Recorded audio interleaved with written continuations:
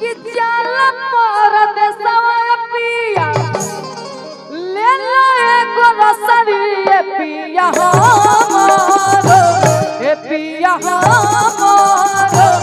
ए पिया हमरो गरदनवा में लगा दो फसरी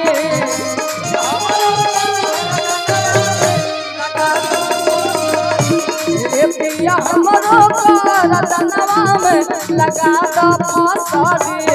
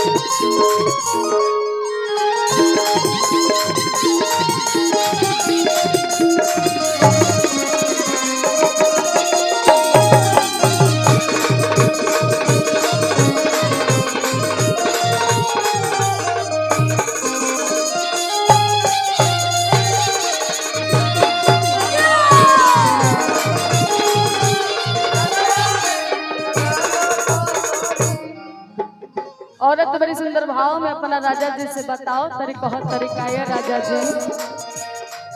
हाँ डोली से उतरला हमरा 4 दिन न बीता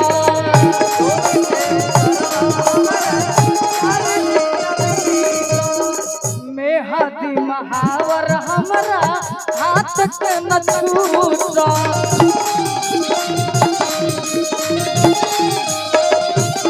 डोली से उतरला हमरा 4 दिन न बीता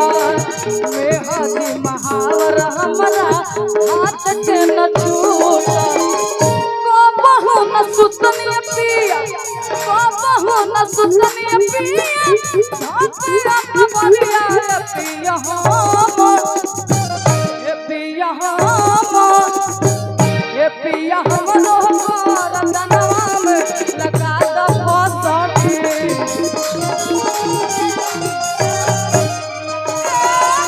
पिया हमरो गरदनवा में लगा दो फसरी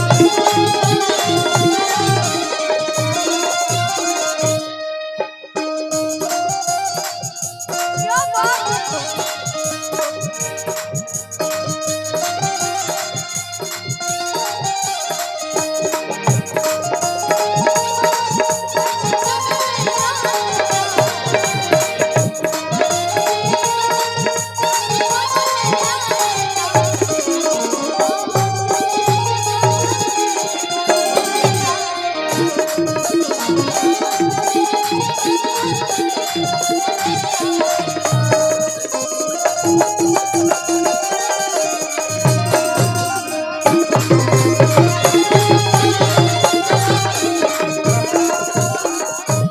बाकी आगे कहो तरी बड़े सुंदर प्यार से औरत बताओ तरी राजा जी से कहो तरी के राजा जी ए सैया जी राउर नौकरिया भगिल हमरो सौतिनिया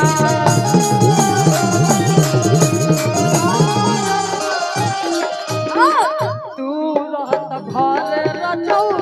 हम बनती कनिया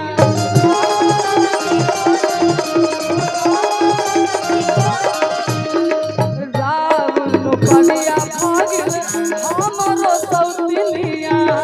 तू रहत घर रचौ हम बनती कनिया कोरले गुजारा पिया कोरले गुजारा पिया बेचिया को पकड़िया पिया हमारो ए पिया हमारो ए पिया हमरो रतनवा में लगा दो फसटी पिया हमरो रतनवा में लगा दो फसटी